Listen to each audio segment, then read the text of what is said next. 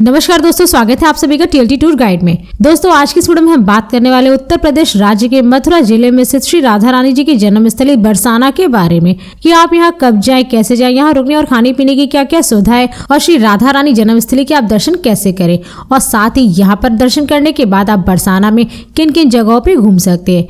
ये पूरी A to Z complete information आज मैं आप सभी को इस वीडियो में दूंगी और वीडियो के अंत में ये भी बताऊंगी कि आपका बरसाना को विजिट करने में कुल कितना खर्चा लग सकता है। तो इसलिए इस वीडियो को बिना स्किप किए पूरा अंत तक जरूर देखिएगा ताकि आपको बरसाना यात्रा से रिलेटेड पूरी कंप्लीट इन्फॉर्मेशन मिल सके। तो चलते वीडियो को स्टार्ट करते हैं और बात करते हैं सबसे पहले बरसाना की। बरसाना भारत के उत्तर प्रदेश राज्य के मथुरा जिले में स्थित बरसाना व्रज के 84 कोस में बसा एक धार्मिक और पवित्र स्थल है, जहाँ हर साल श्री कृष्ण भक्त भगवान श्री कृष्ण की रासलीला और यहाँ की बरसाना होली का आनंद उठाने के लिए लाखों करोड़ों की संख्या में श्रद्धालु इकट्ठा होते हैं, क्योंकि बरसाना की लठमार होली देश में ही नहीं बल्कि विदेशों में भी काफी ज्यादा प्रसिद्ध है। और साथ ही बरसाना भगवान श्री कृष्ण जी की प्रेयसी श्री राधा रानी का जन्म स्थान भी है, जो वृंदावन से सटा हुआ है। और द्वापर युग के बहुत सारे रहस्यमय मंदिर भी बरसाना में स्थित है, जिससे कि यहाँ पर दर्शन करने और होने वाली रासलीलाओं को देखने के लिए श्रद्धालु बरसाना अधिकतर जाना पसंद करते हैं। और बरसाना और वृंदावन एक दूसरे से सटे हुए हैं। जहाँ वृंदावन में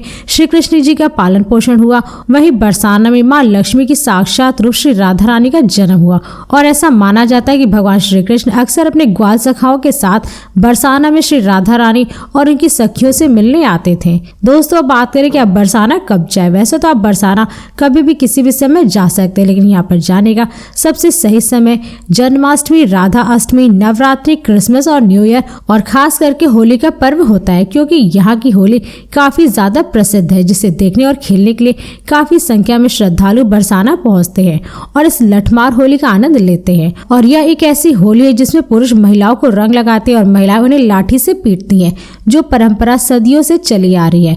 लठमार होली के समय मंदिर के प्रशासन की तरफ से गुलाल के साथ साथ मिठाइयों को भी फेंका जाता है, जिसे श्रद्धालु प्रसाद के रूप में ग्रहण करते हैं। इसके साथ ही अगर आप भीड़ भाड़ से बचना चाहते हैं तो इन पर्वों को छोड़कर के बरसाना आप कभी भी किसी भी समय जा सकते हैं।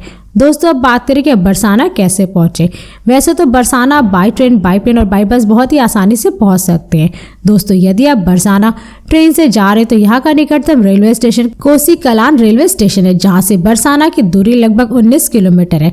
लेकिन यहाँ बहुत ही कम ट्रेनें आती हैं, इसलिए अगर आपको कोसी कलान रेलवे स्टेशन के लिए डायरेक्ट ट्रेन की सुविधा ना मिले तो आप मथुरा जंक्शन के लिए भी ट्रेन की सुविधा ले सकते हैं, क्योंकि यह रेलवे स्टेशन देश के विभिन्न शहरों के रेलवे स्टेशनों से रेल मार्ग द्वारा काफी अच्छी तरीके से जुड़ा हुआ है, जिससे कि आप अयोध्या, दिल्ली, वाराणसी, मुंबई, चेन्नई, प्रयागराज और हैदराबाद आदि जैसे शहरों के रेलवे स्टेशनों से आप ट्रेन पकड़ करके आप डायरेक्ट मथुरा जंक्शन तक पहुंच सकते हैं।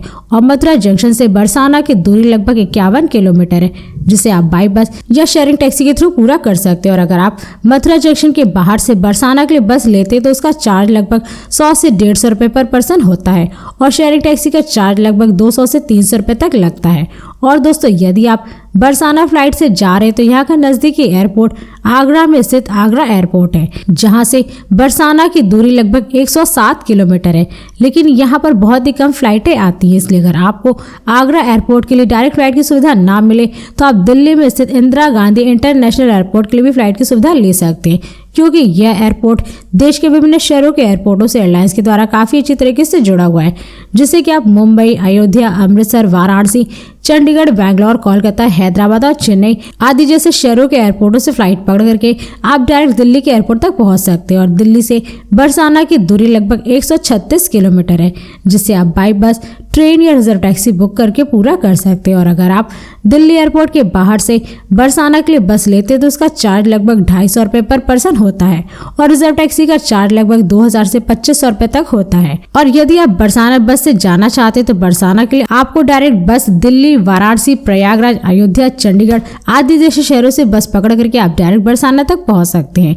इसके साथ ही अगर आप बरसाना अपने निजी वाहन, कार या बाइक से जाना चाहते हैं तो आप बरसाना बहुत ही आसानी से अपने निजी वाहन द्वारा पहुंच सकते हैं, क्योंकि उत्तर प्रदेश में स्थित मथुरा बरसाना की सड़कें देश के विभिन्न शहरों से सड़क मार्ग द्वारा काफी अच्छी तरीके से जुड़ी हुई है। और साथ ही यहाँ की सड़कों पर आपको जगह जगह पर कई सारे प्राइवेट होटल, रेस्टोरेंट और पेट्रोल पंप आदि जैसे कई प्रकार की सुविधाएं देखने को मिल जाएंगे, जिससे कि आप अपने निजी वाहन द्वारा रास्ते में खाते पीते मौज मस्ती करते हुए हसीन वादियों को देखते हुए आप बरसाना पहुंच सकते हैं।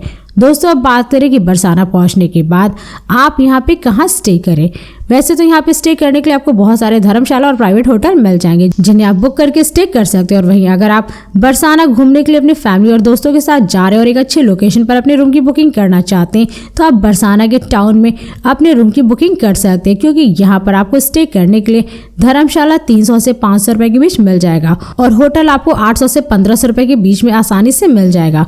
दोस्तों अब बात करें कि आप बरसाना में किन किन जगहों को घूम सकते हैं। वैसे तो यहाँ पर आप सबसे पहले श्री राधा रानी मंदिर के दर्शन कर सकते हैं। भगवान श्री कृष्ण जी की प्रिय श्री राधा रानी जी को समर्पित यह मंदिर बरसाना का बहुत ही खास मंदिर माना जाता है, क्योंकि यह मंदिर श्री राधा और भगवान श्री कृष्ण जी के जीवन को दर्शाती है, जो कि जटिल नक्काशीदार और सुंदर कलाकृतियों से सजाया गया है। और बरसाना के बीचों बीच एक पहाड़ी पर स्थित इस मंदिर को श्री राधा रानी का महल भी कहा जाता है।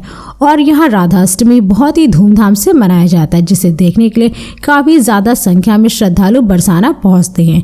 इसके साथ ही आप यहाँ कीर्ति मंदिर के भी दर्शन कर सकते हैं। यह मंदिर श्री राधा रानी और उनकी माता को समर्पित बरसाना का बहुत ही प्रमुख मंदिर है, जो कि श्री राधा रानी की माता कीर्ति देवी के नाम से प्रसिद्ध है। और इस मंदिर की खास बात यह है कि यह दुनिया का इकलौता ऐसा मंदिर है जहाँ पर श्री राधा रानी अपनी माँ की गोद में विराजमान है। और साथ ही इस मंदिर में आपको श्री राधा रानी के जीवन से जुड़ी कई सारी झांकियां भी देखने को मिलती हैं। इसी के साथ ही साथ आप यहाँ मान मंदिर भी घूम सकते हैं। बरसाना का यह खूबसूरत मंदिर बहुत ही खास मंदिर है, जो कि गुफा के अंदर भगवान श्री कृष्ण और राधा रानी के प्रेम को दर्शाता है। और ऐसा माना जाता है कि जब श्री राधा एक बार भगवान श्री कृष्ण जी से रूठ गई थी तो भगवान श्री कृष्ण जी उन्हें मनाने के लिए प्रेम स्वरूप उनके चरणों में बैठ गए थे, तभी से इस मंदिर का नाम मान मंदिर पड़ गया। और साथ ही ऐसी मान्यता है कि इस मंदिर में जो भी जोड़ा आता है तो उनके बीच प्रेम काफी ज्यादा बढ़ जाता है। इसी के साथ ही साथ आप यहाँ राधा कृष्ण बाग भी घूमने का आनंद ले सकते हैं। राधा कृष्ण बाग बरसाना में स्थित बरसाना का बहुत ही खास दर्शनीय स्थल है, जहाँ पर भगवान श्री कृष्ण और देवी राधा ने कई सारी लीलाएं की थी, जिससे कि आज भी इस स्थान पर भगवान श्री कृष्ण और देवी राधा की प्रेम लीला के साक्षात दर्शन होते हैं। इसी के साथ ही आप यहाँ ललिता मंदिर के भी दर्शन कर सकते हैं। श्री राधा रानी की 8 सखियों में ललिता सखी श्री राधा रानी की खास यानी कि सबसे करीबी सखी थी, जिनका मंदिर अटोरा पर्वत पर पहाड़ी की चोटी पर स्थित ललिता देवी को समर्पित है। और ऐसा कहा जाता है कि जितना भी श्री राधा रानी श्री कृष्ण जी से प्रेम करती थी उतना ही ललिता भी प्रेम करती थी, लेकिन उन्होंने अपना प्रेम कभी भी अभिव्यक्त नहीं किया। इसलिए यदि आप बरसाना जा रहे तो इस मंदिर के दर्शन जरूर करें। इसके साथ ही यहाँ पर आप श्री राधा कुशल बिहारी जी के भी दर्शन कर सकते हैं। राधा मंदिर से थोड़ी ही दूरी पर स्थित यह मंदिर हरे भरे पेड़ पौधों के बीच अपनी प्राचीन शैली के लिए काफी ज्यादा प्रसिद्ध है, क्योंकि इस मंदिर की वास्तुकला काफी हद तक राजस्थानी किलों से मिलती जुलती है। और इस मंदिर के पास में एक छोटा सा मंदिर भी है, जहाँ भगवान श्री कृष्ण और राधा रानी की काले रंग के पत्थर और मिश्र धातु से बनी मूर्तियां स्थापित हैं, जिनके आप सभी दर्शन कर सकते हैं। दोस्तों और भी ऐसी कई सारी जगह है बरसाना में जहाँ पर आप सभी घूम सकते हैं, जैसे प्रिया कुंड, दान बिहारी मंदिर, फिसलनी शिला, भोजन थाली मंदिर, 2 मिलवन, प्रेम सरोवर, चित्रा सखी मंदिर, शंकरी खो, जुगल किशोर मंदिर, रतन कुंड, श्यामशिला आदि जैसे बरसाना के टूरिस्ट प्लेसेस है जहाँ पर आप सभी घूम सकते हैं। इसके साथ ही अगर आप बरसाना के साथ साथ नंदगांव, गोकुल, मथुरा, वृंदावन घूमना चाहते हैं तो आप यहाँ पे बहुत ही आसानी से घूम सकते हैं, क्योंकि ऑलरेडी मैंने पहले से इन सभी का फुल वीडियो बना रखा है, जिसका लिंक आप सभी को मेरे वीडियो के डिस्क्रिप्शन में मिल जाएगा, जिसकी मदद से आप इन सभी प्लेसेस को काफ़ी अच्छी तरीके से कवर कर सकते हैं।